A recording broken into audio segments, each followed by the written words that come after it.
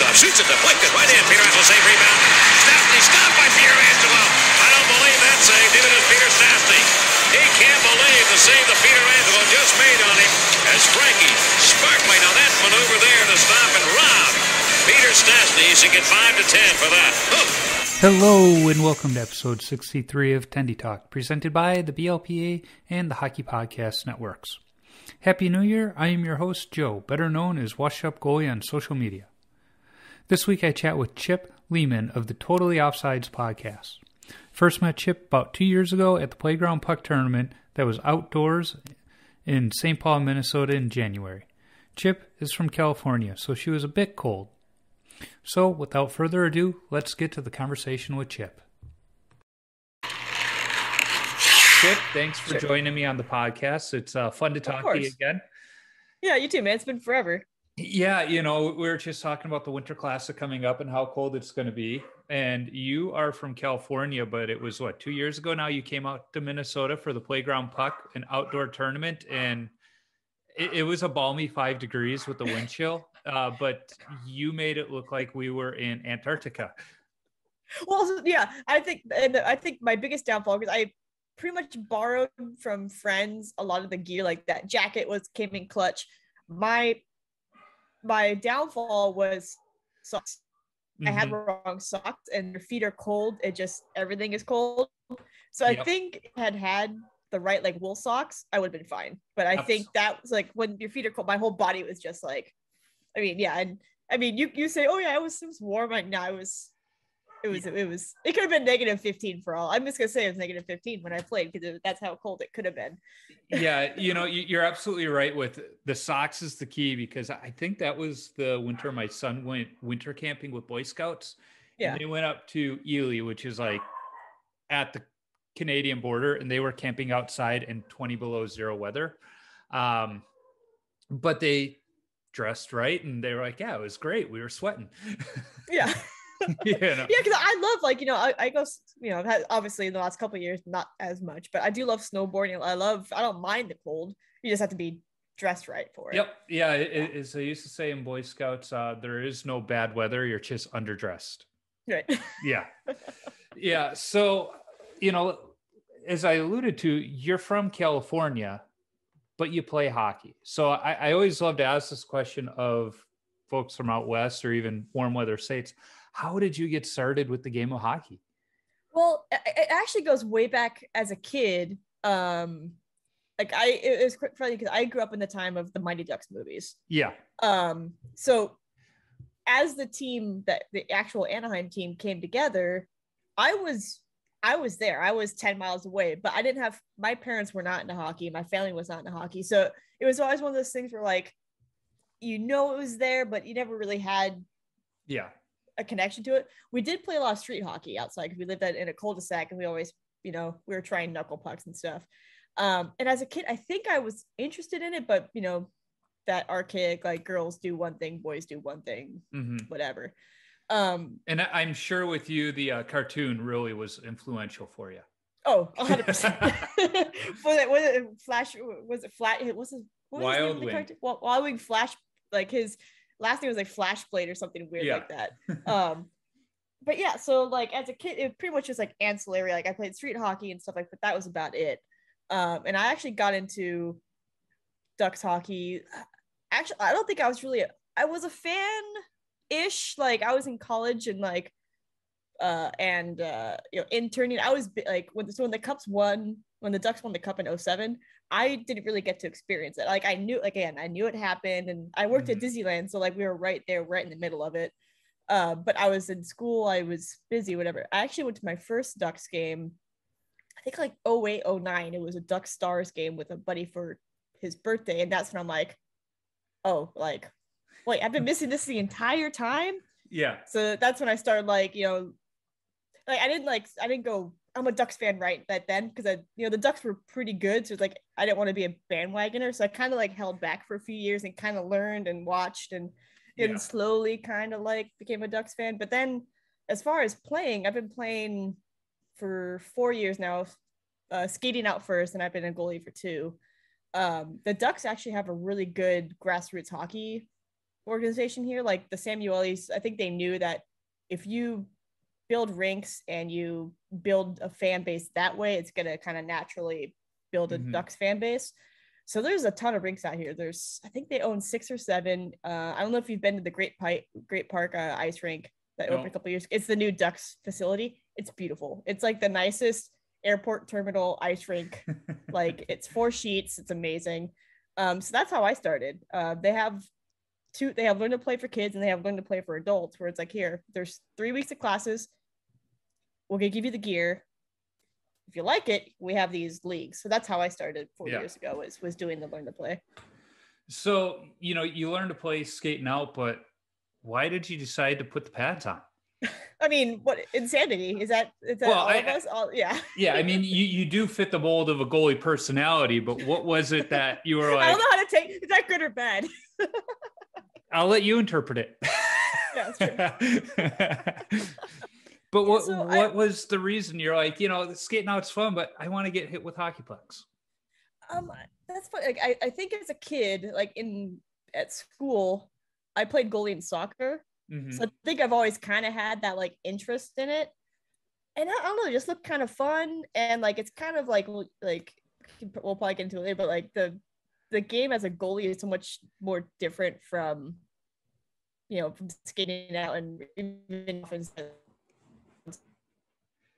whatever. I kind of like that instinct where it's almost like it's pretty much as you against the world, because obviously sometimes your defense isn't as helpful as you'd like them to be or whatever. It's a game within a game at the same time. Yeah. And I wanted to be a goalie for a long time, but obviously, like gear costs, it's like, okay, I'm not going to spend X $1,000s on gear if I don't know if I'm going to like it. So between a few friends, I was able to cobble together a set and then played a couple games, and I'm like, shit, I like goalie. All right. Sign the check. Yep. Yeah. You talk about equipment, it being expensive. You are a little bit lucky in that, I'm not saying you're short, but you could legally live in the land of Oz. There you. And yes. But that's another complex situation for you, because you can get smaller equipment that is cheaper, but it doesn't offer you the protection you should probably have. So what kind of challenges have you had finding the right equipment? Well, yeah, the biggest thing obviously was a mask, and I had to get it. I had to get one custom made because, and you'll laugh at this, because my head doesn't fit in a junior mask; it fits in a youth mask. So that's like what, 6 to 8 year olds. I have the same size head. So the problem with that is, could we argue the brain development is at the same stage? Again, time will tell. But like you said, like the plus side is I'm built with a discount. Yeah. However, I found out pretty quick. I got really lucky because I played with an NME4 for a year and a half in adult league against people that can shoot, and I had a couple dings to the head, but nothing. But those shells are plastic, and I knew I had to get out of it as quickly as possible. So there's a guy locally in Torrance, Sean Schroeder, Custom Composites. He built me a custom mask, Kevlar in the cheeks, Kevlar in the crown. He built me a beautiful mask, and I've taken dingers up in the head and feel nothing. I mean, also because my brain is empty, but it's amazing what a good proper fitting mask does for you. Because the one over my shoulder, that blue one, it was a little big for me. So every time I get hit, kind of wobbled and, all of that. And then I upgraded to an NME8 that fit properly. And it was just like, whoa, this is amazing. Did you go with the cat eye, or you went with the grip? I have straight bar. Yeah. I figure, like, I know a lot of people like, I skate, when I skate out, I play with the cage too. Yeah. And I'm so used to it that I don't really mind it. And I think, like, maybe I'll try cat eye at some point, but for me, I'm like, if it's the best protection, why risk it? I need my eyes to work, and I need, so it's like, I don't need something to get jammed in there. I've played with both, and for whatever reason, the way my head is, that bar always fell like right in front of my eyes. That's why I went with the cat eye when I upgraded, because it was like, no worry about that bar being right there. Yeah. because at the same time, when that bar is there, you're kind of adjusting that helmet up or down. No, it's not. Again, it's not fitting properly. Right. If the cat eye, if those bar or the grid, if those bars wouldn't have been right there, I might have gone with it again because it's good protection and they're a little bit stronger too at the same time. Right. Yeah. Yeah. So I forget what I was going to ask Sarah, but yeah.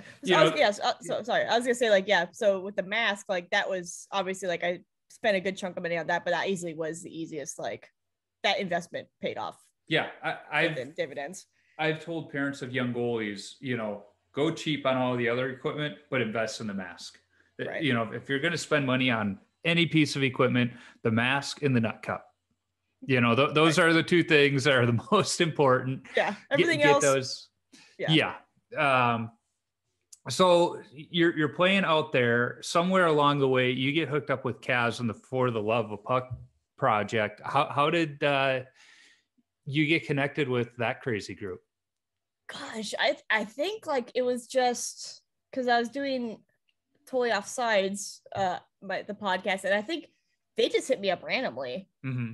Like I think Kaz hit me up on Instagram or whatever, because when that first time they were coming out to California, and he's like, "Oh, I'd like to talk to you, and can you help get connected?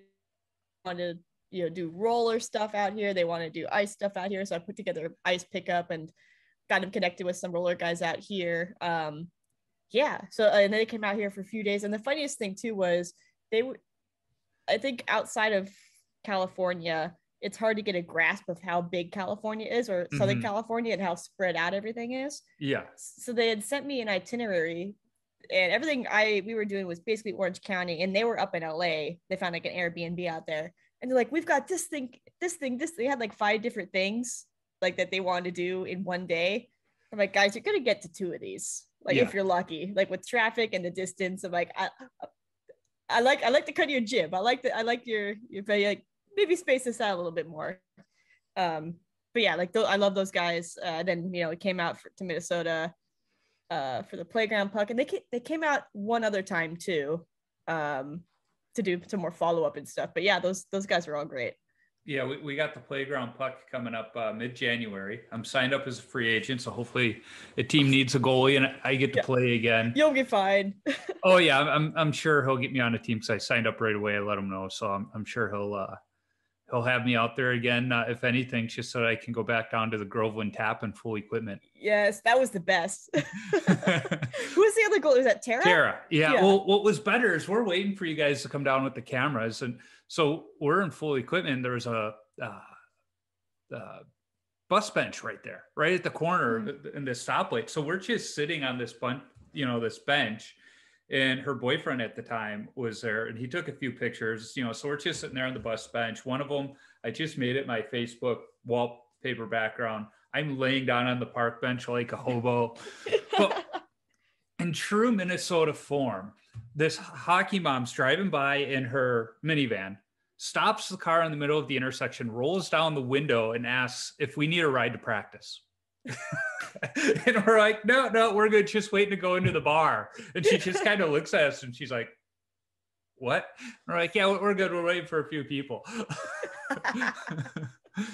Yeah, I know Kaz and the fellows took video of it, and I haven't seen it yet. 2 years later, I still haven't seen it. He says they have it. They're going to use it. Who knows when it'll show up? But yeah, I remember I talked to them like over the past year. I think they came on the podcast like a year ago, and like with coronavirus and all that stuff, like they decided they needed to like change how they were going to proceed because obviously everything was shut down. It's hard to film. So I know they had to take a couple like crazy left turns, but I hope to see it soon too, because I know that like I've seen some of the stuff they shot here, and it's all so cool. Yeah, I'm looking forward to seeing it. I've seen little bits of it, and whenever I see Kaz, we're getting closer. His thing is he knew they would have a lot of material. He just didn't realize how much good material they would have. So he's kind of going back and forth. Is it a standalone? Is it like a docu-series? Kind of like that. So It's going to be interesting to see how that final piece turns out, and hopefully it gets wide distribution at the same time. Yeah, that'd be awesome because it was such a cool idea, and still isn't really something people have touched on a wider scale. Like, I think, as far as like media now, besides like I think Letterkenny right now is probably the thing that gives people the widest look at beer league hockey right now. Well, and maybe like Goon, but like from a couple of years ago. But there's not really a lot of hockey being touched outside of like NHL games and stuff. Yeah, well, I mean, we've seen like Pond Hockey was a good documentary, but it's just kind of like on the idea of we're getting together, going out on the pond. We're just, right. Kaz understands the essence of beer league hockey. That it's fun, but it's more of the locker room and the beers and the lot afterwards. I mean, right. To say he gets it, I mean, when he organizes his skates up here, it always includes beers in the lot afterwards, Right. It's a package deal. Yeah, exactly. So it's like that's the beer isn't the part of it. And what I love about it too is if he knows somebody's sober, he makes sure he finds out, do you like pop afterwards? Do you like Gatorade? And he tries to have that too. So it's not about the beer per se as it is the socialization afterwards, because that's what everybody misses when the game passes them by competitively. Is the locker room aspect. So he's trying to capture what that means to everybody. And he was getting ice over in Wisconsin when all the rinks were shut down here. And the first time we all went, we all kind of had that realization as we didn't know how much we needed it for our mental well-being.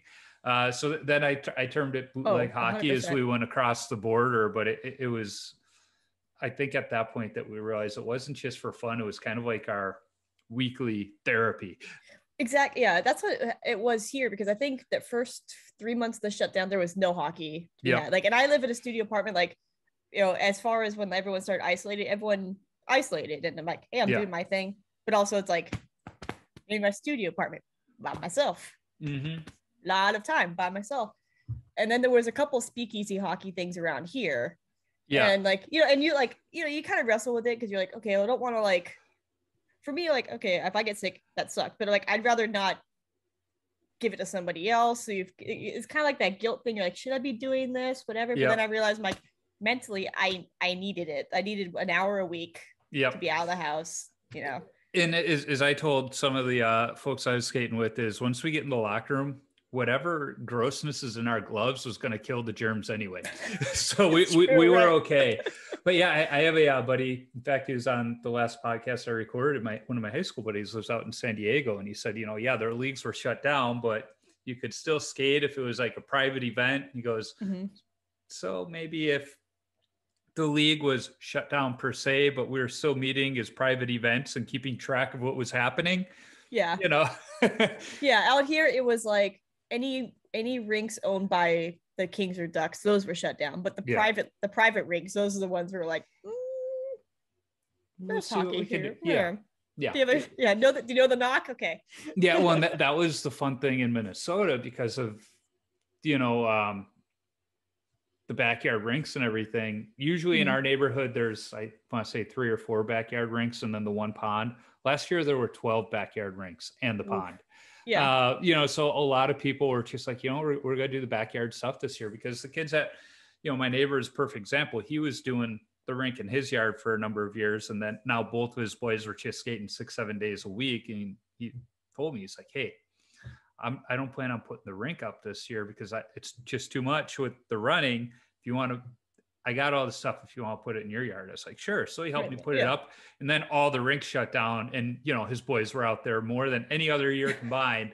It was great. I mean, it was a neighborhood rink per se anyway. So it was just awesome. And that's what happened is a lot of these parents whose kids were in hockey and used to skate 6 days a week, they're like, well, we need to do something so that they either get out of the house, use their energy, or keep their skills up. So it was fun. It was fun to have. Chose not to do it this year. Just it is a lot of work, and some of the neighborhood kids weren't too kind to the rink last year. So I said, I'm not going to do that when there's a pond at the end of the road. That because the other thing too is it's nice that I could just send the kids out the back door. Well, now they're old enough, I can send them down to the end of the block where I can't see them and trust them. It's funny because this is the time of year where, like, obviously you brought up, I'm in Southern California. this is the time of year I start getting jealous of all you guys because I see all the ODRs and I'm like, Yeah. oh, that looks so cool. Yeah, it is fun. And I mean, even growing up in Chicago, the park district had a few outdoor rinks with refrigeration systems and everything. And we'd be out there skating and then the snow would just be falling and nobody Yeah. would say anything, but everybody would just kind of stop at the same time and look around like, yeah, this is pretty cool. Yeah. The best part about that rink is a family friend of ours who helped get me into hockey. He's my mom and dad's age, kind of like a little beer league thing, but they needed a goalie. So here I am, the 15-year-old, 14-year-old high school kid going to play goalie with them. And then there was the pub across the street, TR's. My mom and dad would be there waiting for us after the skate, and so we'd walk across the street, hockey bags in tow, throw them in the car and go into the bar. And they already had a root beer waiting for me on the it's just one of those things. Just slide it down. Yeah. Yeah. Just a nice little neighborhood pub, knew the owners. So they're like, yeah, it's all good. That's awesome. Yeah. It's just one of those times. So I another thing I have in my notes here is your nickname, Chip. Okay. Where does it come from? Okay. So it actually became my nickname when I worked at K-Rock. I was at K-Rock for a decade working for Kevin and Bean in the morning show. I got that nickname in my intern interview for them. And it was because, you hand your resume over, they look it over and before I was at K-Rock, I worked at Disneyland for 7-8 years as Chip and Dale. So they saw that they're like, oh, you work at Disneyland. What'd you do? I'm like, oh yeah, I was a character. Well, what'd you do? I'm like, and I started rattling all the characters off and they're like, oh yeah, you're Chip. So I was Chip from day one. So, and it's funny because, obviously Disney's big, powerful company and I don't think they really care as much anymore, but they used to be very adamant that Disney magic, there's only one Mickey Mouse. You don't talk about, characters are real, all that other stuff. And so they would all call me Chip and everyone's like, why are you calling a girl Chip? Wait, Chip's not a dude? Like, cause that's a nickname, Charles Chip. That's usually a dude nickname. And it was hard and we couldn't really go on air and talk about it because Disney would get mad because you're killing the magic. Especially so close to Anaheim. Right. Yeah. Or like, hey, they'd pull advertising money. Like there was like, so yeah, that's where the nickname came from. And then obviously hockey and nicknames are kind of synonymous. So yeah, after I stopped doing that stuff and started playing hockey, it kind of just stuck because we're like, oh yeah, nicknames are a thing here anyway. So it kind of became a thing. Yeah. I've told the story in the podcast before when I was in college, got the nickname Bondo from a night of drunk bowling, even before I was a freshman. And it just stuck to the point where still today, if I run to any of my college teammates and hear the name Bondo, I know it's one of them behind me coming up. Right.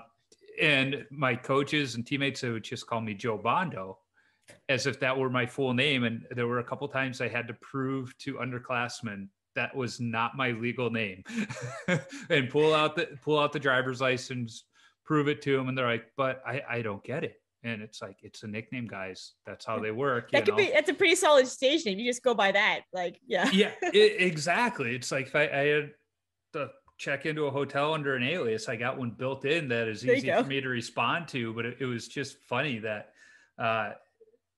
everybody's like, well, how did it happen? It's got to have a great story. It's like, we got drunk and went bowling. It was the only one without a nickname. And the one guy looks back at me, blurted it out, and he's like, I like it, put it in. And somehow it stuck.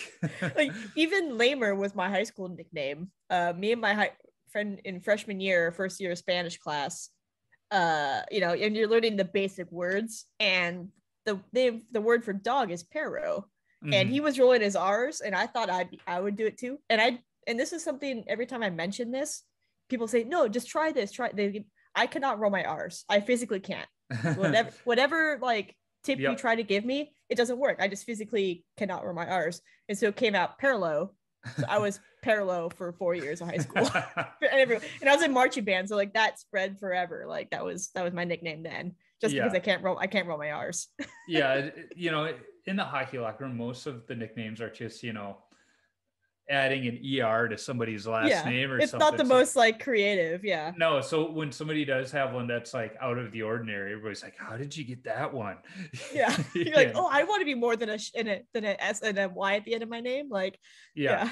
And then if you got a long last name like mine, where it just doesn't work, they just call you by the last name. And it's like, yep, that's how it works. There were a few guys where it was like halfway through the season, their freshman years, where I finally learned their first name. Right. Yeah. Because they're just so used to calling them by their last name. It's like, what's your real name? Yeah. I'm not sure. I think if anything, hockey's dealing with this image issue right now. Where it's like, how do we modernize? I'm like, first of all, you guys need to fix your nicknames. Give yourself better nicknames, and that will do, Yeah, it's interesting when you talk about modernizing in hockey. I've always got mixed emotions because I feel like the hockey greater community is pretty evolved compared to other sports. Easily, much more open.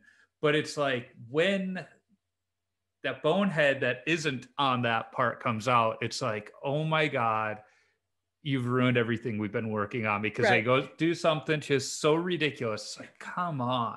It's like, was it the last couple of weeks when, Trevor Zegras and Sonny Milano had that amazing, Michigan pass thing that blew up the internet, and John Tortorella is saying, I don't think it's good for the game. And you're like, dude, like, he's like, well, they wouldn't do that in the 2000s. I'm like, well, they couldn't do that in the 2000s. Right. Like, Did you see he came back though and said, he had seen all of the backlash and everything and kind of stepped back from it. He was like, maybe I didn't get it. The fans love it. So that's one thing I like about Tortorella. I mean, other than the fact that he's a constant quote machine, and I from what I know about him behind closed doors, he's a pretty cool guy and a pretty compassionate guy too.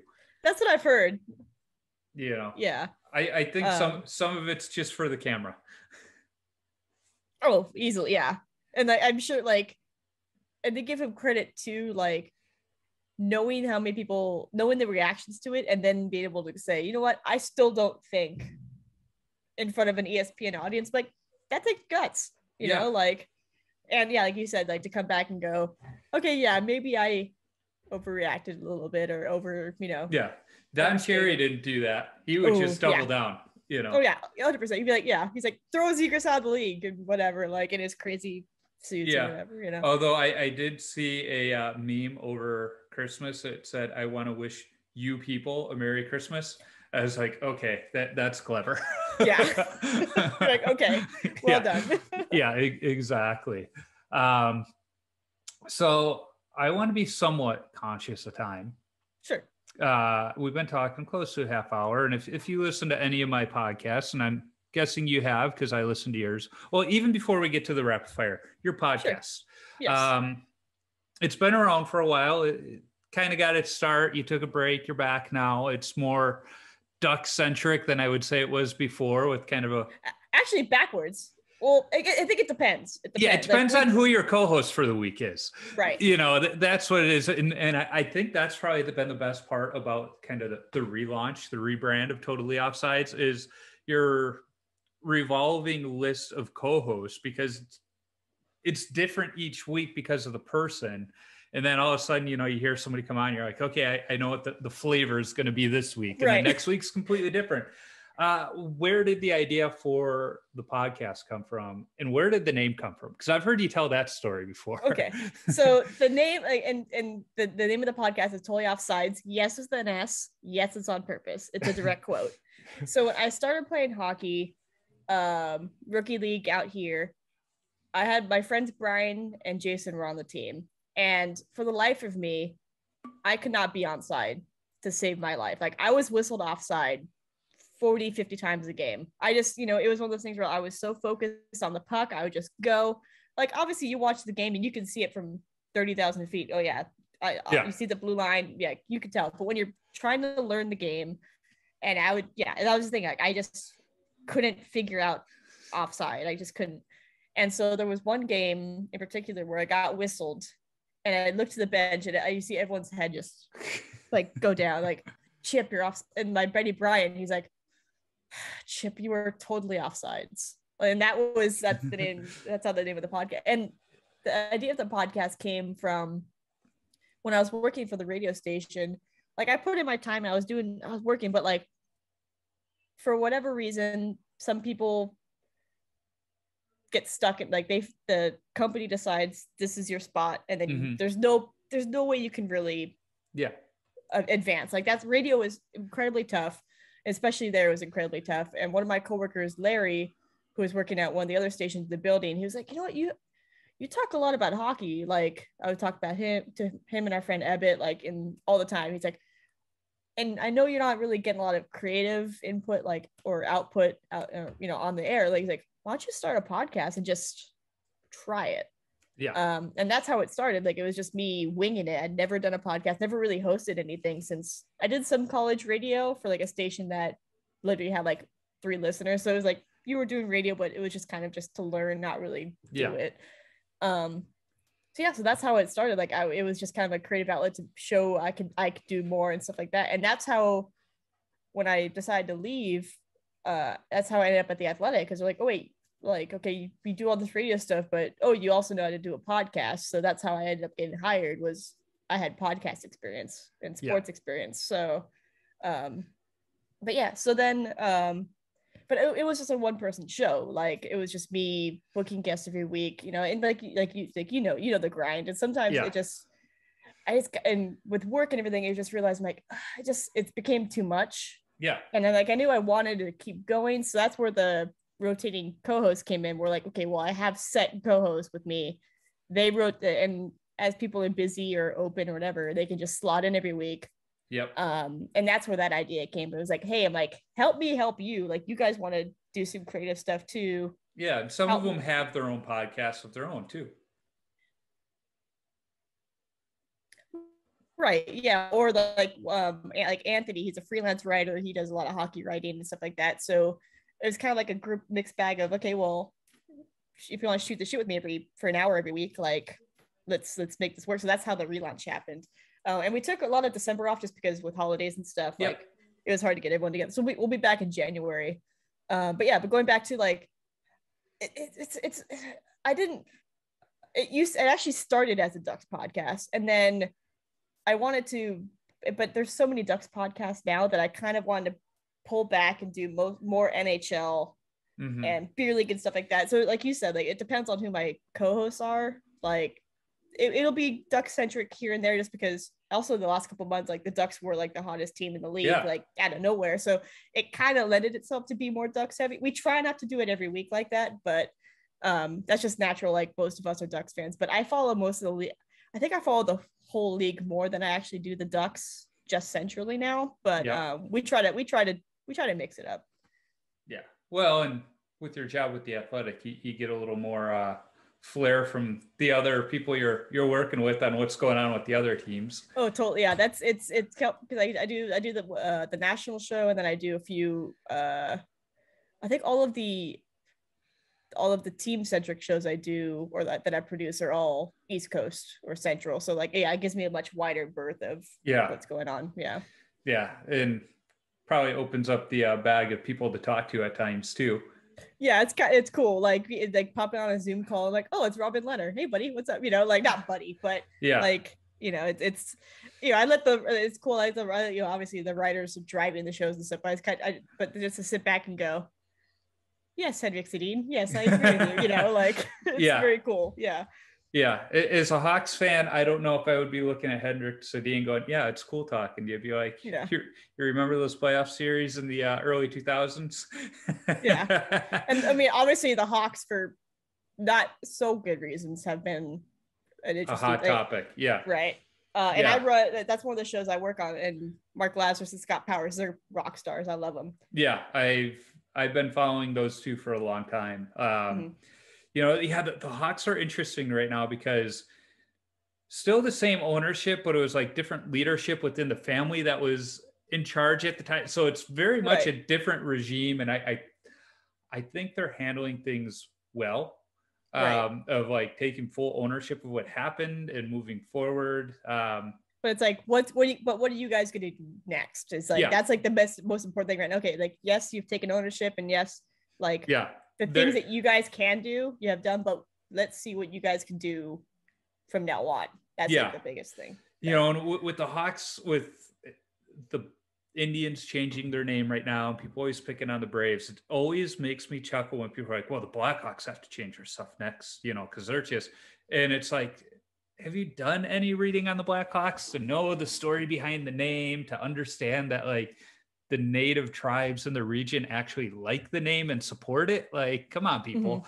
Just because, you live on the East Coast and have a little bit of white guilt doesn't mean that the team needs to change their name that the natives actually like. Right. Yeah. I don't know what's going to happen. Like I could see maybe adjusting the logo. I can see. I don't think the name will go away. But again, I don't know. We'll see. Yeah, that's one of those things where, as I like to say, it's not for me to decide if it's right or wrong because it's not depicting me. And right, exactly. the people it is depicting seem to love it. So for that case, and I think from an artistic standpoint, it's just a beautiful logo. That's true. It's like there's so much awesome going on. And then when Marc-Andre Fleury came out with his mask for Native American Heritage Month, and you learn that his wife's part Indian, that whole mask was just perfect for that look. It was like, why didn't you come out with that to begin with? Right. Yeah. Okay, so the rapid fire questions. Okay. They're not that rapid fire because they usually take about a half hour. What's the craziest moment from your playing days so far? Crazy moment from my playing days. Trying to think like okay, so here's my, it's not really a moment, it's kind of to a moment. So when I played rookie as goalie, like I was bad, but that's what happens when you're 33 and you're picking up a position you've never done before. Yeah. So, but it kind of became a meme how bad I was. Like people always made jokes and stuff. I'm like, well, I'm not that bad, but okay, shoot your shot, whatever. Yeah.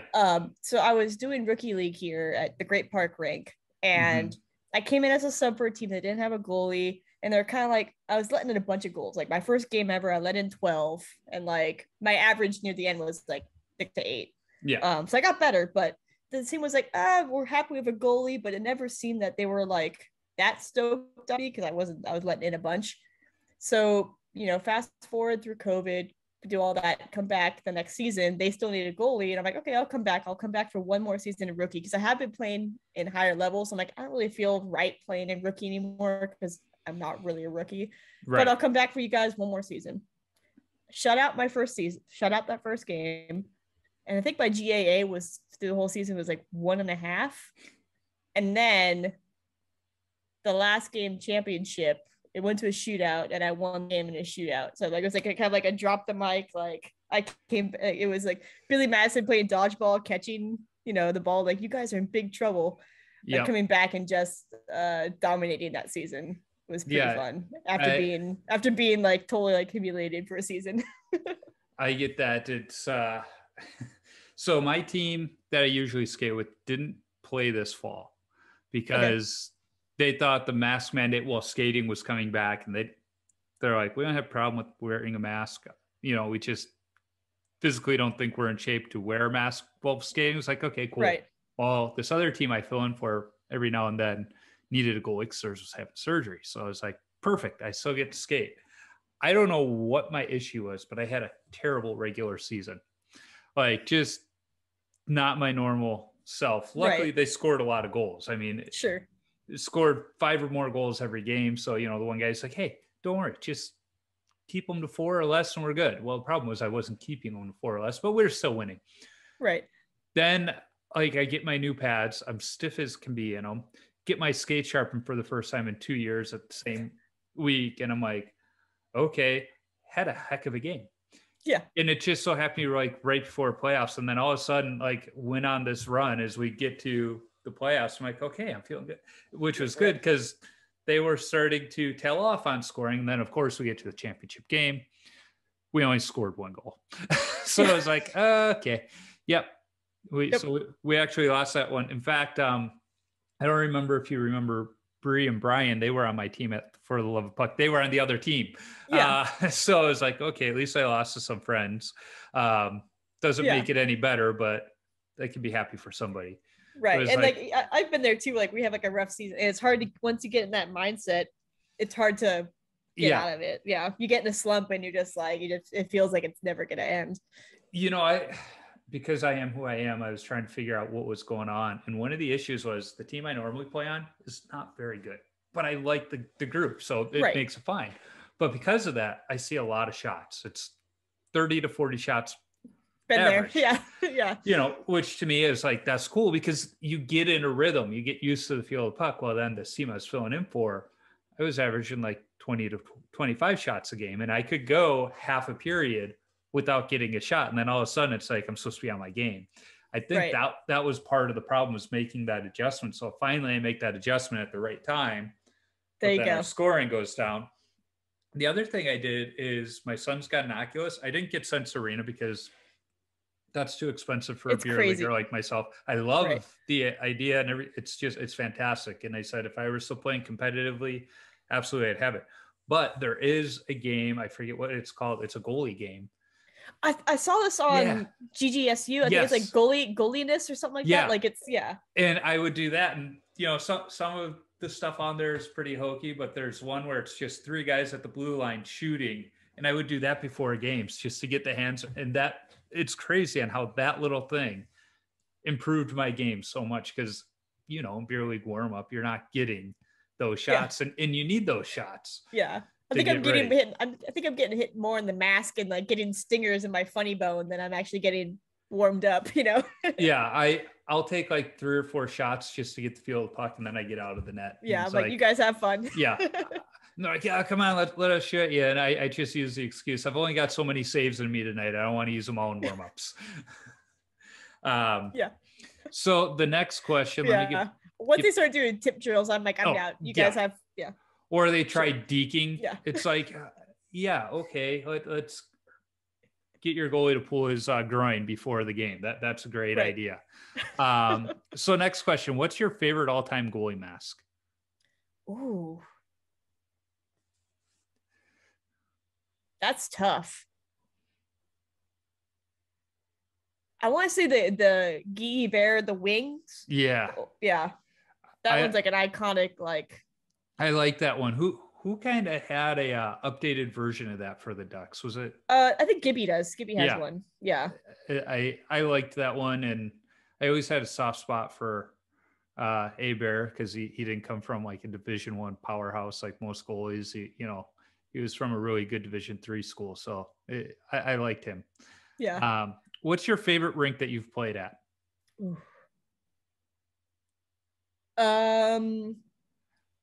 That Groveland Park one was awesome. Like just because it was my first outdoor rink.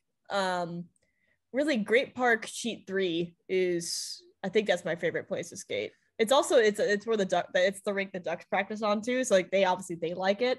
But that one feels there is a rink 4 at Great Park is an arena with like that can fit like 2,500 people. It has a giant scoreboard. It's really cool, but it's so hot in there. Like I feel like I'm sweating more when I'm playing. So that one is very cool, like aesthetic wise, but I think rink 3 at Great Park is my favorite.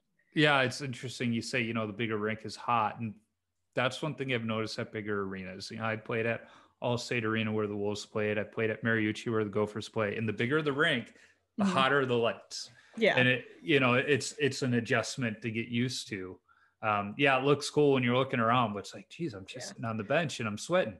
I've done a couple pickup skates at the Honda Center as a skater. I would love to do one as a goalie just because I feel like it's so they just, the ratio of goalies to skaters, like I feel like it's more special to do as a goalie. So I would love to do that at one point.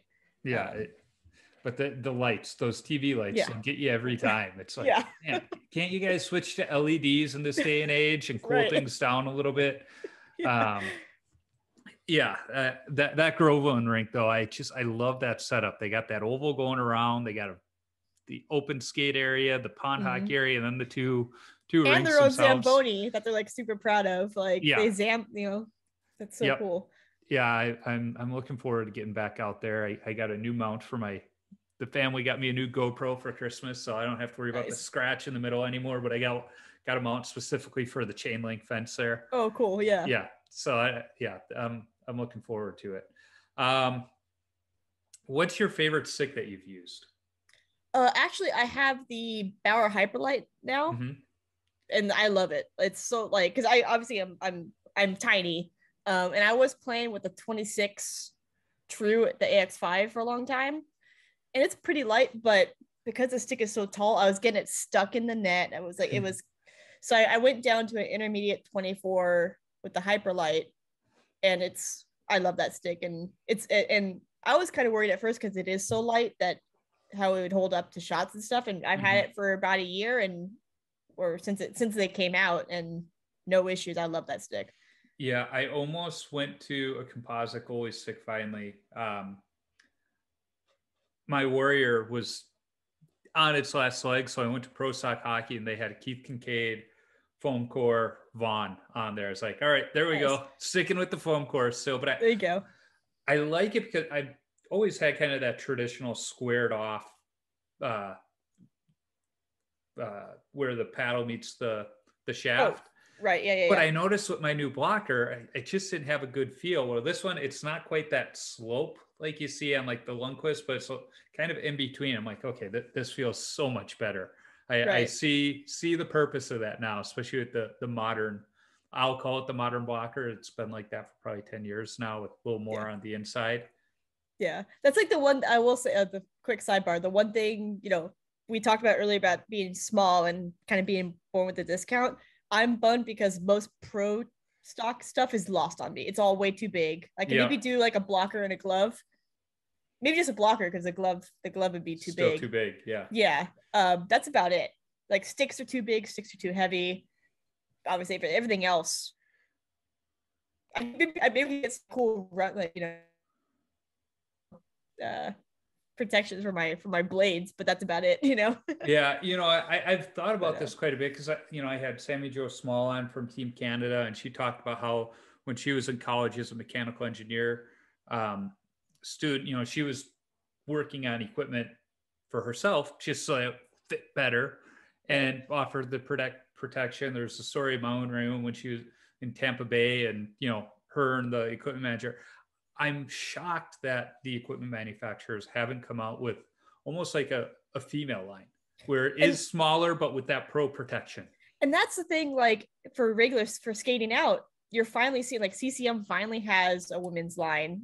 Stark Hockey was like the first, I think, to make women's gloves. Like they only just started with skating out stuff. So like hopefully it's a matter of time, because like I would like a chest protection that has a little more chest protection, Yeah, exactly. I'm shocked that it hasn't happened already. Right. In all honesty.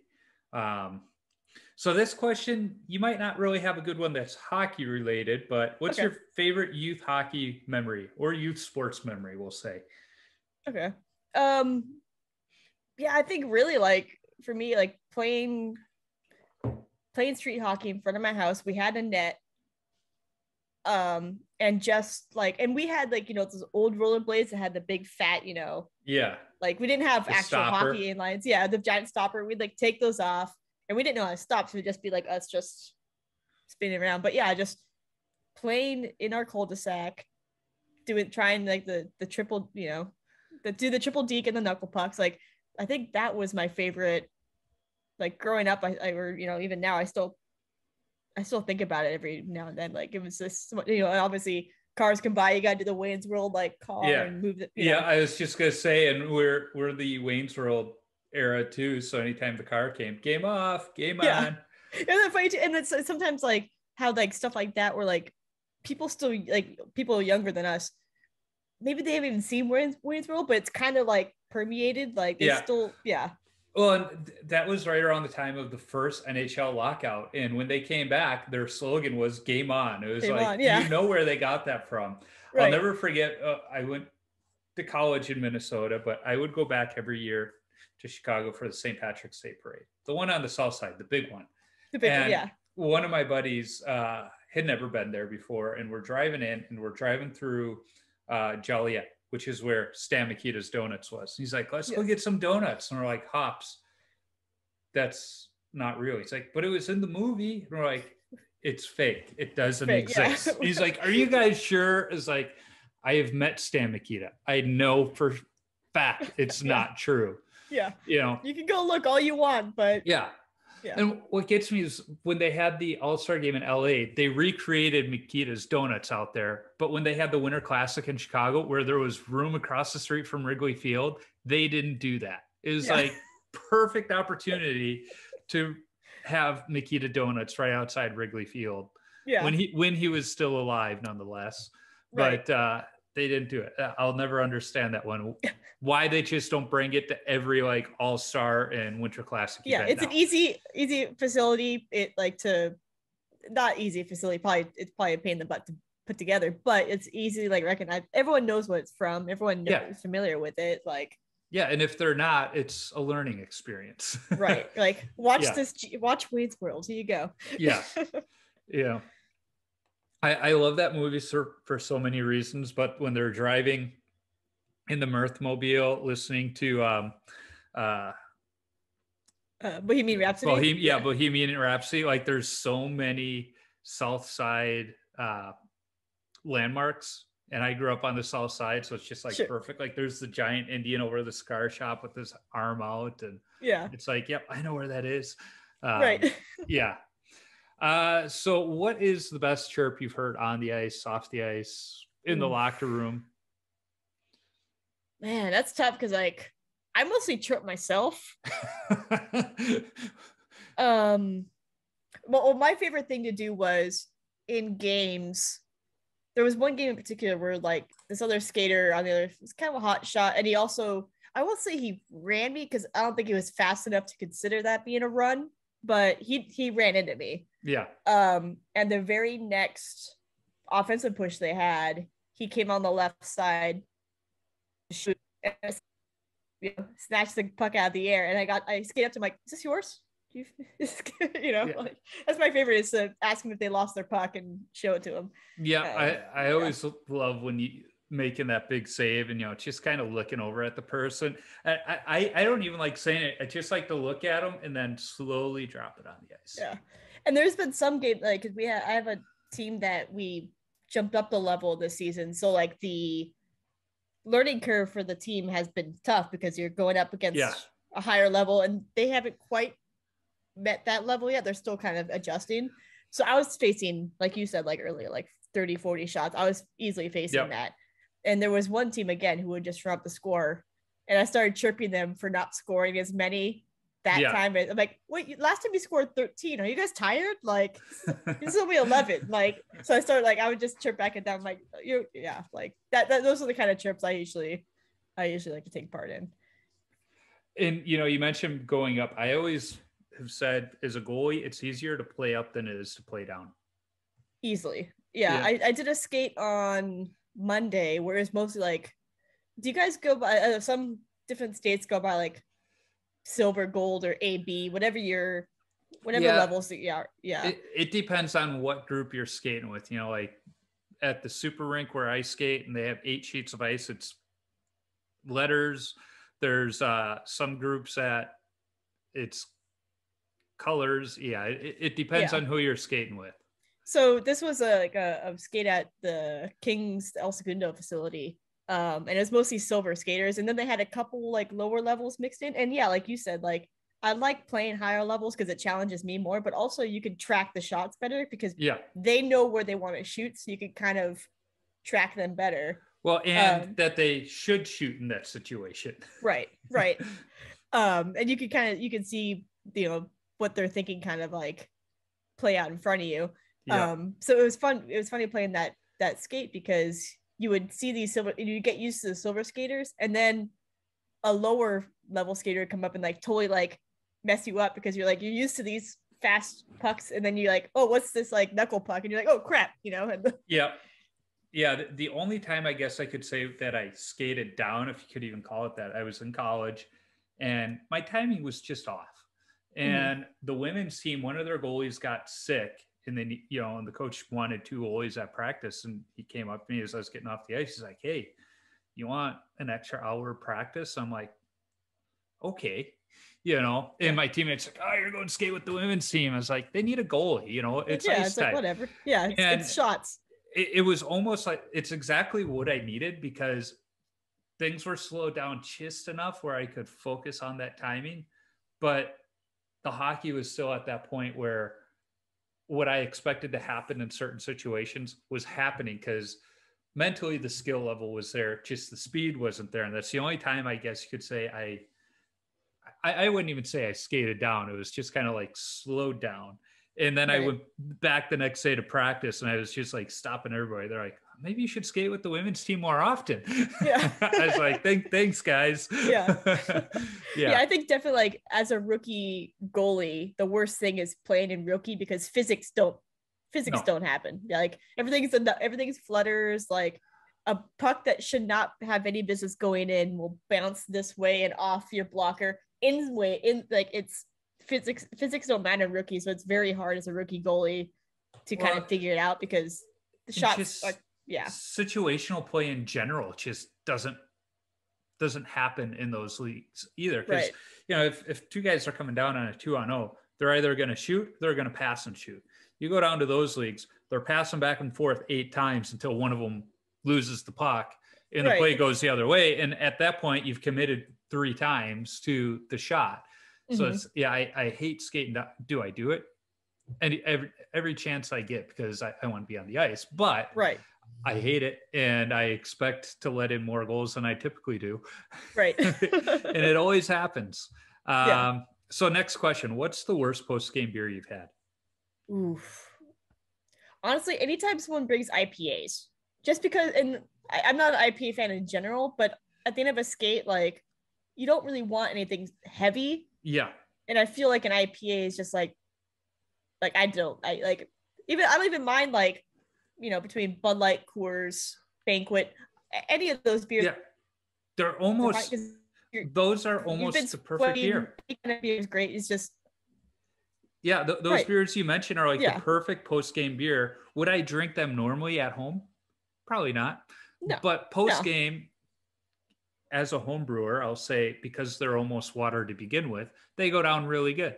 Right. Yeah. Like you get the satisfaction of having a beer, but it's not like, it doesn't sit weird, And I've said for a long time, 1 or 2 of those in the locker room. Then when you get out to the parking lot, then you crack open the IPAs, the stouts. Right. So, but you need something to kind of cleanse the palate first. Yeah. In general. Yeah. So in general, I'm not a beer snob as far as, hey, if anyone's going to bring a beer and I get to drink it, I don't mind. But IPAs, I don't need them.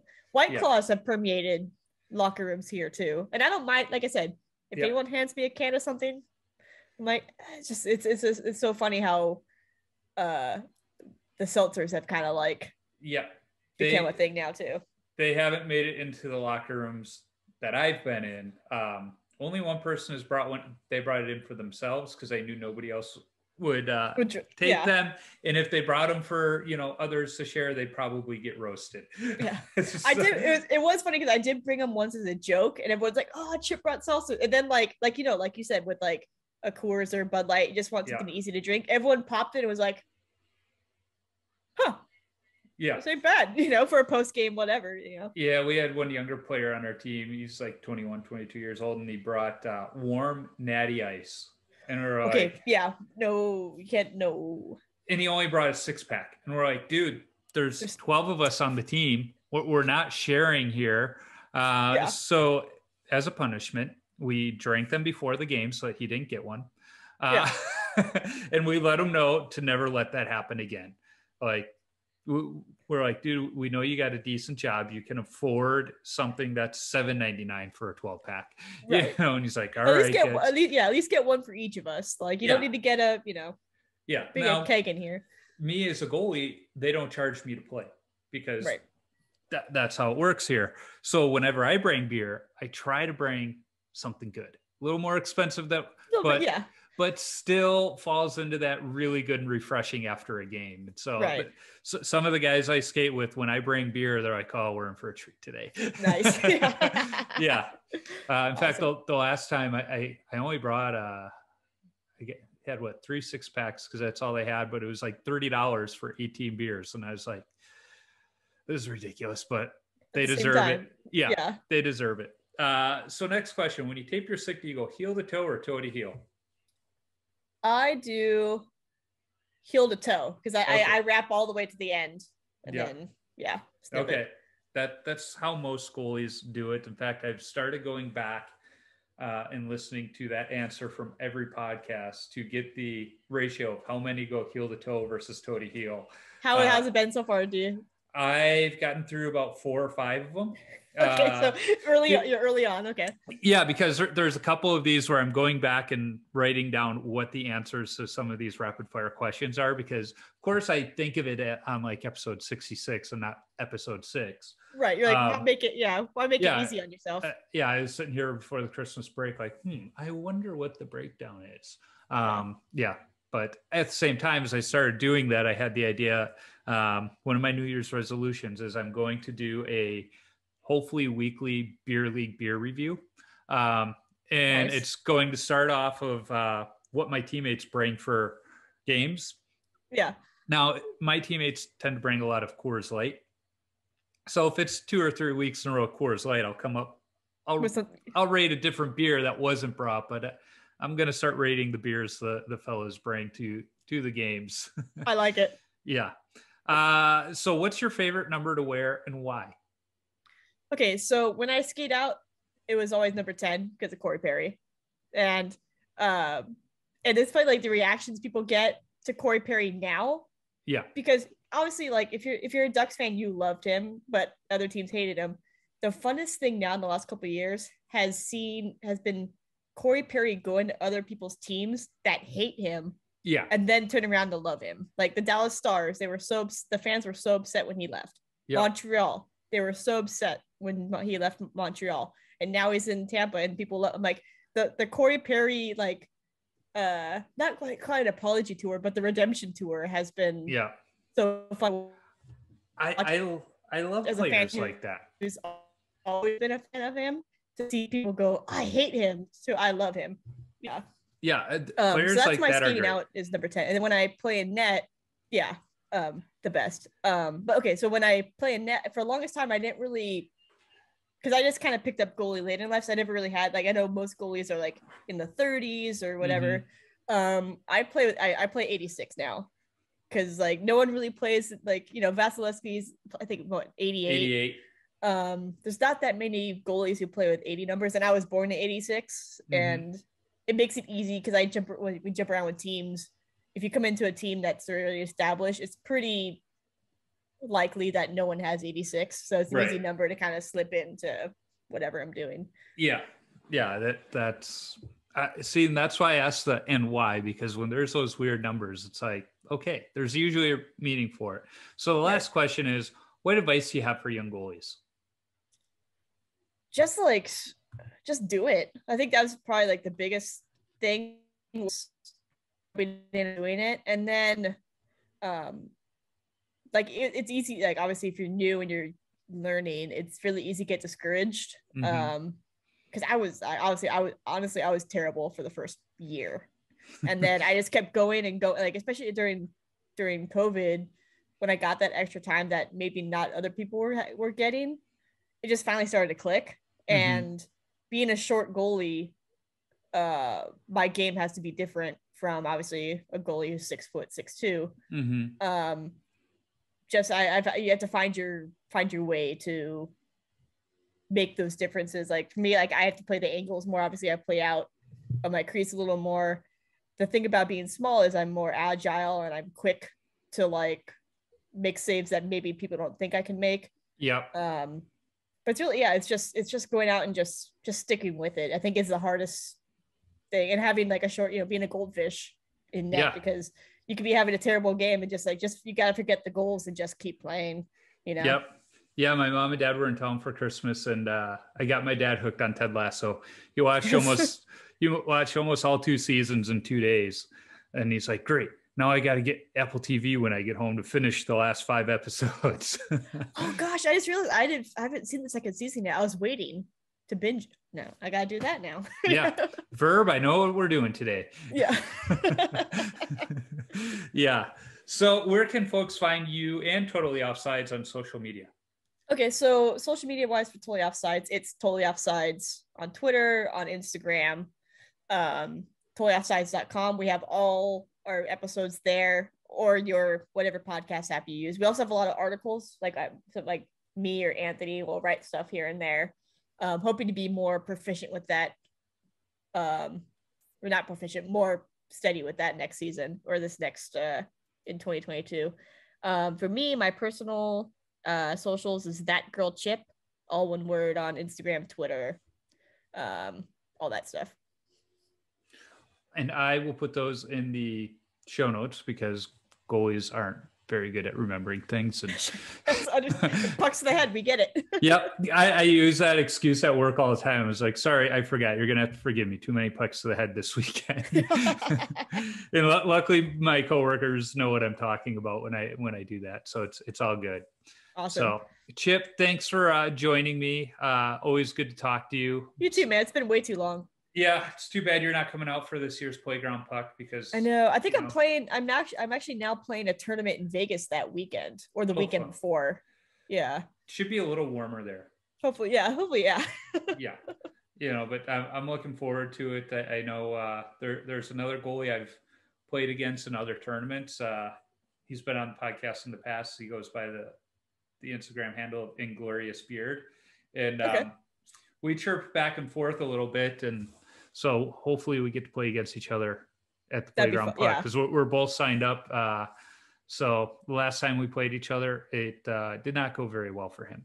So he feels the need for some revenge. And then we're supposed to play each other in a tournament late summer, but my nephew got married that day, so I had other places to be. So he thinks I was dodging him. I was like, no. So you know what? Let him think that. And then you just show up. Yeah. Yeah. I may have told him a few other things, like didn't need to show up to beat you, Right. Yeah. Yeah. Luckily you got to do that. Yeah. He's good with the back and forth. So. Well, have a great rest of your day and a great 2022. Hey, you too, man. Thanks for having me.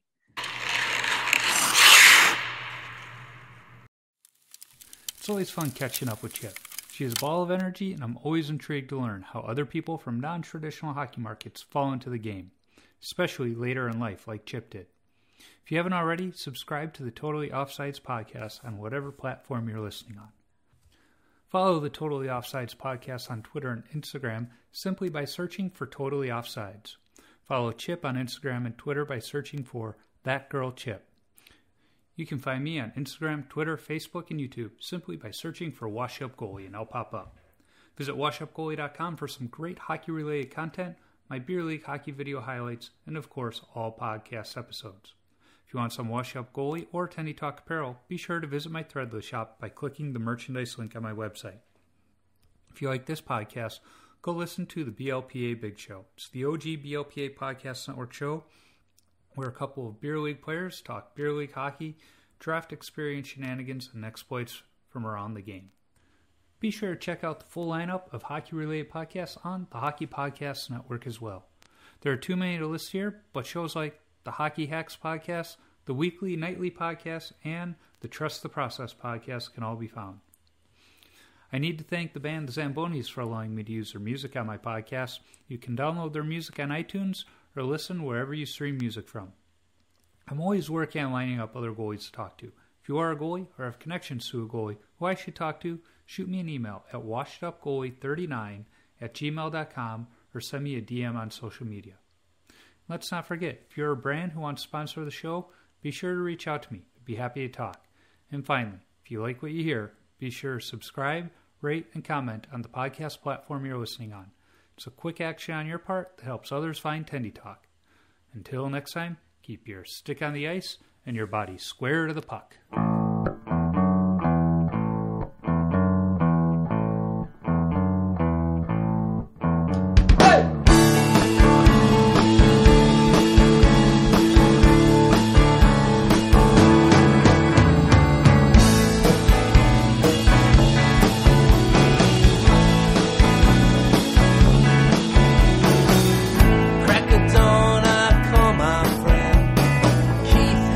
Checked out Ketchel